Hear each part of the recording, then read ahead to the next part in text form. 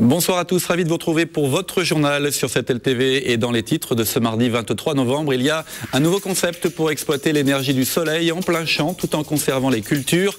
L'agrivoltaïque est expérimentée à l'INRA de Montpellier.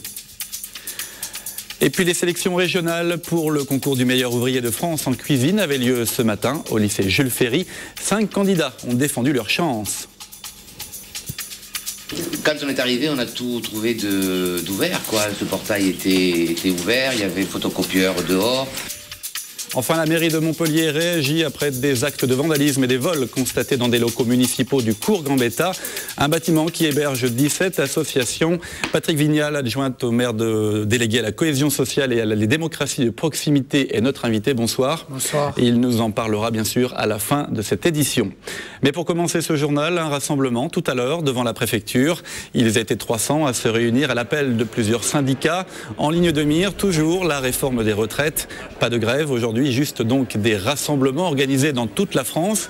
Un dernier baroud d'honneur pour un mouvement qui semble totalement éteint, mais certains ne veulent pas céder. C'est le cas de Patrick Desnaud de l'Union départementale CGT. Je vous propose de l'écouter au micro de Maxence Kérébel. Nous, on n'a jamais cru qu'elle était morte et enterrée. Nous, on a toujours cru et on y croit toujours, que ce mouvement finira par aboutir sur ce sujet des retraites. Aujourd'hui, on est dans une nouvelle phase que je dirais de transition entre des manifestations qui ont réuni jusqu'à 70 000 personnes à Montpellier et aussi des actions qui sont en train de voir le jour dans les administrations et dans les entreprises privées sur d'autres revendications qui remontent à la surface et que nous, on a toujours liées au problème des retraites sur les salaires et aussi l'emploi. Cela pourrait être une petite révolution dans l'agriculture et c'est une innovation montpelliéraine. À l'INRA, un chercheur a mis au point un nouveau prototype qui permet de combiner sur la même surface culture et panneaux photovoltaïques. L'agrivoltaïque, c'est le nom de ce nouveau concept. Explication, Maxence Kérébel. Eh bien là, on est à 4 mètres de hauteur, puisque les panneaux ont été disposés pour que les engins agricoles puissent circuler normalement en dessous. Ce chercheur va peut-être modifier le visage des exploitations agricoles et surtout leurs revenus. Son idée, installer sur des pilotis des panneaux photovoltaïques qui surplombent un champ cultivable. Ainsi, plus de dilemme pour l'agriculteur qui hésitait à convertir son exploitation en centrale photovoltaïque. On essaye de voir si le mélange n'est pas plus efficace.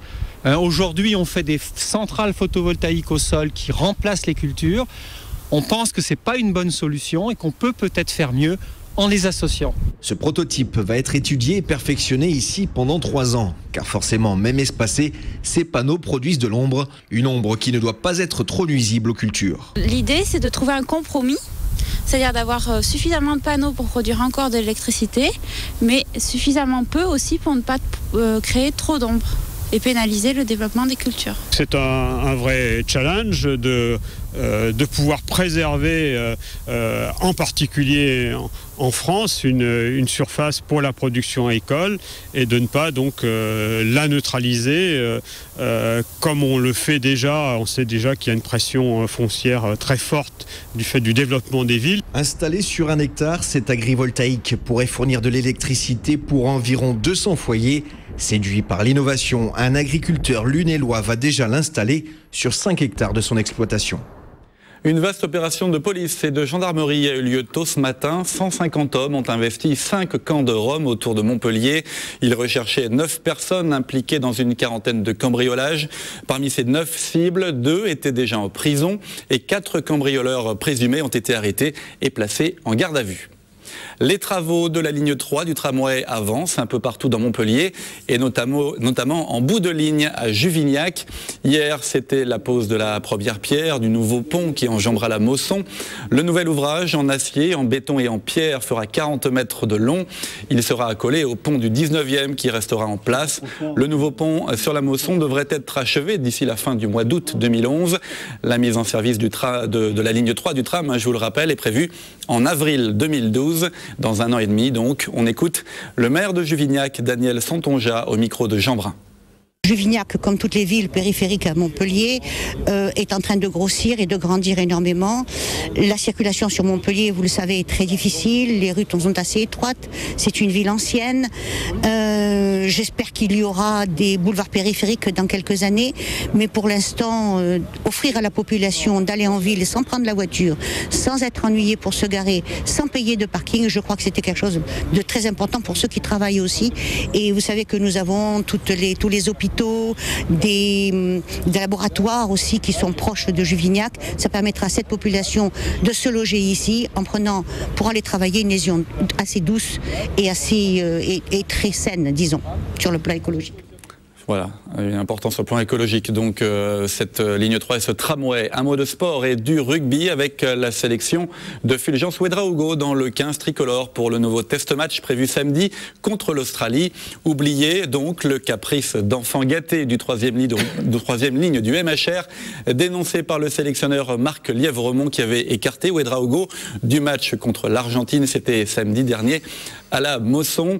Et pour la composition donc de ce 15 de France, ça donne ceci: Mas, Serva, Domingo, puis Pierre et Nallet, et Ouedraogo est en troisième ligne avec Chabal et Dussautoir. Je vous laisse découvrir le reste de cette composition du 15 tricolore France-Australie. C'est donc ce samedi 27 novembre au Stade de France. Les sélections régionales pour le concours du meilleur ouvrier de France en cuisine avaient lieu ce matin au lycée Jules Ferry, anciennement lycée de la Colline à Montpellier. Ils devaient être 8, mais finalement ils étaient 5 candidats à défendre leur chance toute la matinée. Olivier Brachard a pu les suivre. Regardez. Est-ce l'effet de mode avec toutes les émissions de télévision vantant les concours de cuisine? En tout cas, dans l'Hexagone, pas moins de 600 candidats se sont inscrits au concours du meilleur ouvrier de France en cuisine. Ce matin, dans ce lycée professionnel de la Chamberte, 5 cuisiniers exerçant dans d'autres régions ont œuvré sur 2 plats prédéfinis. Ils ont reçu donc par Internet le 12 novembre des sujets avec des croquis expliquant simplement la présentation des plats de façon qu'il y ait uniformité, la composition d'une recette, mais sans les détails techniques, uniquement les composants de la recette et également le produit, quel qu'ils doivent le travailler. Le premier plat est un gros carlet braisé et laqué au beurre de homard. Le deuxième, du pis de canard, servi avec des navets. Sous le regard très attentif du jury, les candidats sont sur le feu. Ils n'ont que 4 heures pour présenter leurs œuvres. On est dans des bonnes conditions. On a des matériels vraiment... c'est vraiment très bien. Et puis les jeunes, là, ils sont vraiment très bien. Les premiers plats sortent de cuisine. Dans la salle du restaurant, d'autres chefs prennent des notes. À cet instant du concours, aucun des candidats n'a vraiment réussi la grande difficulté d'un des plats, le laquage du poisson. Pour l'instant, c'est assez moyen, mais j'ai bon espoir pour la suite. Il y a quelques cuisiniers qui ont l'air de bien travailler et j'attends avec impatience les résultats. Un jury plus déçu qu'inquisiteur, car certains d'entre eux sont passés par là pour obtenir cette fameuse récompense. C'est un titre qu'on a à vie. Et après, bon, c'est surtout le début d'une nouvelle aventure. Après, c'est se remettre en question tous les jours, surtout. C'est que le début, c'est pas un aboutissement en fait. C'est le début d'une nouvelle histoire. L'an dernier, seuls 9 candidats ont été admis au Panthéon de la cuisine française. Je vous le disais en titre, des locaux municipaux ont donc été pillés et vandalisés dans la nuit de samedi à dimanche. Et c'est la deuxième fois que cela arrive. Quand on est arrivé, on a tout trouvé d'ouvert, quoi. Ce portail était ouvert, il y avait le photocopieur dehors. C'était pas belle ouette, vous avez vu comment c'est derrière. Donc, appeler de la police, et puis voilà, qu'est-ce que vous voulez. Des locaux qui hébergent 17 associations sur le cours Gambetta, comme vous le voyez sur ces images, des cloisons, des portes, des plafonds ont été cassés, des ordinateurs volés avec un préjudice rien que sur le vol estimé à 40 000 euros. Patrick Vignal, la mairie a réagi, vous avez fait une conférence de presse ce matin et vous n'avez pas caché votre colère dans cette affaire. Écoutez, je crois qu'il y a des choses inexcusables dans la vie et je crois que s'attaquer à la démocratie via le monde associatif, être assez malsain pour rentrer dans des locaux, 500 mètres carrés, 17 salles de réunion, arracher les portes, arracher vos plafonds gratuitement. Donc il y a un vol de 40 000 euros d'ordinateurs, de fax, de photocopieurs, mais surtout c'est l'acte gratuit et ça me fatigue. Qu'est-ce que s'est-il passé? Alors ça s'est passé dans l'une samedi à dimanche. Personne n'a rien vu, rien entendu. Ça s'est passé entre 4h et 5h du matin, entre samedi et dimanche. Les gens ont ouvert un grand volet qui fait beaucoup de bruit. Donc, le voisinage n'a rien entendu. On est à 3 minutes de la comédie, donc c'est-à-dire que les gens peuvent rentrer. 500 mètres carrés de vandalisés, peuvent sortir avec des produits sans qu'un moindre képi puisse venir intervenir. Donc je suis en colère parce que le vivre ensemble, aujourd'hui, c'est chacun pour soi. Vous demandez quoi alors exactement? Plus de police, plus de caméras de surveillance? Les caméras de surveillance, vous avez vu dernièrement, elles ne servent plus à rien, puisque maintenant on n'a même plus le droit d'arrêter les gens. Enfin, même si quand même on a permis il n'y a pas très longtemps d'arrêter quelqu'un pour viol. Donc je crois qu'effectivement, c'est un vrai projet, la sécurité. Il ne faut pas toujours se renvoyer des chiffres, mais dans ce cas précis quand même, moi j'ai envie de dire à vos auditeurs, aux gens qui écoutent cette télé, se dire à un moment donné qu'en 2002, il y avait 595 policiers nationaux. En 2010, il y en a 500 à Montpellier. Et vous avez 10 habitants par jour qui arrivent à Montpellier depuis 2002. Quand vous faites l'équation, vous vous rendez compte que le premier bouclier du vivre ensemble, c'est d'abord la sécurité. Comment voulez-vous, et ça c'est le triptyque d'Hélène Mandrou, citoyenneté, proximité, solidarité. On a envie de construire des politiques efficaces. On a envie de faire rencontrer les gens. On a envie de recréer dans chaque territoire la place du village. Mais à un moment donné, si on n'a pas ce bouclier premier qui est la sécurité, ça ne marchera pas. Donc moi, j'en ai marre d'entendre des discours politiques qui nous disent nous allons mettre le paquet sur la sécurité. Que notre président fasse un peu de ménage dans tous ces cabinets ministériels où il y a des chargés de mission à tout niveau, ça nous fera le budget pour les policiers. Au niveau de la mairie, que comptez-vous faire au-delà effectivement de votre appel à plus de police nationale? Est-ce qu'il va y avoir plus de police municipale ou qu'est-ce que vous comptez faire en plus comme sur des mesures concrètes pour gérer je crois que le maire, et Régine Souche l'a dit, qui gère la délégation de la police municipale, je crois qu'en fait c'est un vrai défi. Aujourd'hui, l'urbanisation de la ville doit être que ça permet de sécuriser. Aujourd'hui, la réflexion qu'on a menée sur ce triptyque prévention, éducation, sécurité est fondamentale.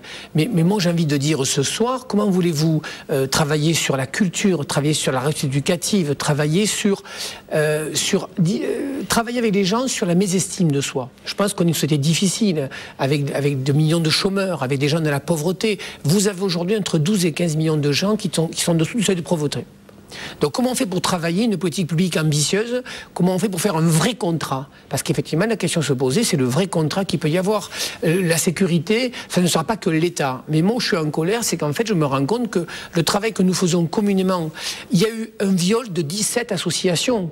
C'est les anciens combattants, c'est les sourds, c'est sur l'épilepsie, c'est la philatélie. Il y avait une philosophie de ce monde associatif qui fabrique de l'humanité.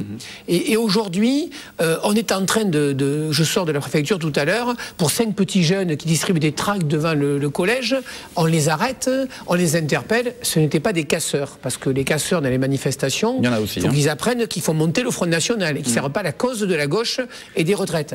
Donc là, dans le cadre-là, il faudrait qu'aux policiers, on donne des vraies missions. Aujourd'hui, qu'est-ce qui se passe pour les policiers nationaux? C'est qu'en plus, ils ont des quotas à remplir. Donc quand ils n'ont pas à la fin du mois leur quota, ils sortent dans la rue, ils mettent des PV.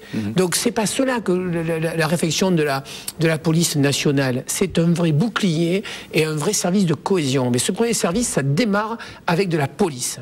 Concrètement, qu'est-ce qui va se passer pour ces 17 associations touchées par ce cambriolage et par ces actes de dégradation? C'est très facile. Ce soir, on a fait une réunion avec Fanny Dombe, qui est la jeune déléguée au monde associatif, et je pense que vendredi, on annoncera le relogement de ces 17 associations. Et je voudrais dire aussi, parce que bon, une fois qu'on est en colère, il faut construire. On n'est pas là pour pleurnicher, c'est pas le principe de la maison. Et je crois que d'ici vendredi, on aura trouvé des locaux. Je remercie les bailleurs sociaux qui nous aident et je remercie aussi le monde associatif, puisqu'on a fait un appel à la solidarité et qu'on a beaucoup d'associations qui se sont répondues en disant on pourra les héberger passagèrement. Donc je crois qu'effectivement, on ne peut pas co-construire une société responsable sans ce tissu associatif. Mais encore une fois, si on n'a pas ce bouclier de sécurité, ça ne servira pas à grand-chose. Bon, un mot de politique, Patrick Vignal, puisque vous êtes avec nous ce soir. Après le séisme de la mort de Georges Frêche, le 24 octobre dernier, où on est-on à Montpellier, on est vous aussi à Montpellier. Il y a une échéance qui se profile, c'est l'élection au niveau de l'agglo de Montpellier, de la présidence de l'agglo de Montpellier. 2 candidats, Jean-Pierre Moore et Hélène Mandrou. Vous soutenez qui? Écoutez, déjà, je voudrais dire un petit mot sur Georges Frêche. Tout a été dit extrêmement bien. Georges Frêche était un bouclier aussi. Un bouclier contre la droite depuis 30 ans dans cette ville. Et il a prouvé avec l'expansion. Et un bouclier aussi pour la protection de l'ensemble des élus de cette ville, de cette agglomération. Il y aura une élection le 2 décembre. J'ai pas pour habitude de dire des choses dans des lieux autres que les groupes PS. Donc aujourd'hui, on travaille dans nos groupes. Vous savez, la politique, c'est du sérieux. La politique, c'est pas de venir expliquer qu'est-ce qu'on veut voter. Aujourd'hui, on est sur l'intérêt général. On aura un groupe la semaine prochaine. C'est un groupe collégial. On se dit des choses, pas faciles à entendre. C'est le groupe qui donnera sa position par rapport à tel et tel candidat. Mais je crois qu'aujourd'hui, les effets d'annonce, ça fonctionne pas. Par contre, il est certain qu'on a intérêt, et la gauche au niveau national et au plan local, à être là pour l'intérêt des gens. Je crois qu'il faut qu'on s'occupe des gens. Je peux vous dire que les négociations se font et que ça fonctionnera très bien et qu'il faut qu'on retrouve notre cœur de métier, c'est s'occuper des gens. En 2014, la mairie de Montpellier, vous êtes candidat? Il y a un maire qui s'appelle Hélène Mandroux qui fait très bien son travail pour l'instant. Vous savez, les gens qui déjà 4 ans avant se projettent, je pense que quand on est élu, on n'est pas là pour des enjeux politiciens. Sorel, non, vous savez, Philippe, c'est son choix. Son choix. Moi, à un moment donné, on m'a mis comme possible challenger. J'ai déjà du travail. J'ai déjà ce soir à repêcher et à mettre en œuvre ces associations. Je crois qu'aujourd'hui, ce n'est pas le problème du candidat, c'est le problème du projet. Et si on n'est pas assez bon, en 2014, on laissera la place aux autres, et tant mieux pour nous. Un mot de la venue de Benoît Hamon, porte-parole du Parti Socialiste, hier. J'ai beaucoup aimé. Ouais. J'ai beaucoup aimé, je trouve que c'est quelqu'un de qualité, avec des envies. Je pense, moi je partage cette égalité réelle, cette équité réelle. Je trouve que c'est quelqu'un qui a beaucoup de fond, c'est quelqu'un qui est humaniste, qui est engagé. Ça me fait plaisir, c'est un gars de 40 ans qui a envie de faire des choses. Et je sais que sa venue est pas insensible à Michael Delafosse aussi, qui est un jeune élu, qui a un grand projet de culture avec qui on va travailler dans les maisons pour tous, parce que l'équité aussi, c'est aussi grâce à la culture qu'on arrivera à la créer. Non, moi, c'est vrai que le Parti Socialiste a une réflexion à avoir. Je crois qu'on est à 6, voire 7 candidats. Si vous êtes candidat, vous aussi, profitez-en. Et vous? Moi, je suis pas candidat. Moi, déjà être adjoint à la mairie, j'ai déjà beaucoup de travail, donc je vais attendre un peu. Bon, je crois qu'il va falloir qu'on se pose, il va falloir qu'on s'occupe des vrais gens. Donc les primaires, les primaires des présidentielles, c'est pas pour Patrick Vignal? Pas de suite. Pas de vignaliste Non, pas tout de suite. Je vais attendre une cinquantaine d'années. Bon, vous viendrez nous en parler sans problème. Si vous êtes candidat. Merci en tout cas d'être venu nous parler ce soir sur cette LTV. C'est la fin de ce journal. Restez avec nous. Très bonne soirée à tous.